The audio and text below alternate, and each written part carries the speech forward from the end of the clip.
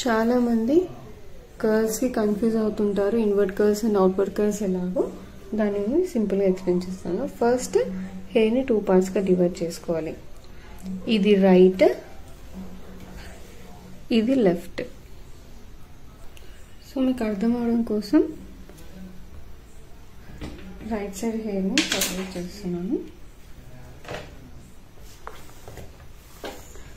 So ఇప్పుడు only ఇది left part. So ఒక హెయిర్ సెక్షన్, సో ఇది ఇన్, ఇది అవుట్. సో కర్ల్ అనేది మనం ఈ డైరెక్షన్ లో ట్విస్ట్ చేసినప్పుడు అది ఇన్ కర్ల్ అవుతుంది.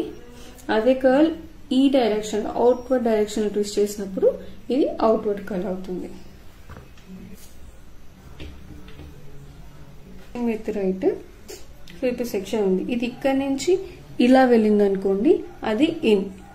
అదే ఇక్కడ నుంచి ఇలా వెళ్ళింది అనుకోండి డైరెక్షన్ అది అవుట్.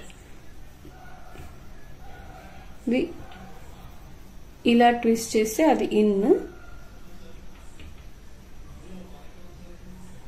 ఇలా ట్విస్ట్ చేస్తే అది అవుట్ అన్నమాట. కర్ల్స్ డైరెక్షన్ అర్థమైంది అనుకుంటున్నాను. సో టాంగ్ మెషిన్ తో ఎలా చేయాలో నేను పార్ట్ 2లో చూపిస్తాను. So stay tune.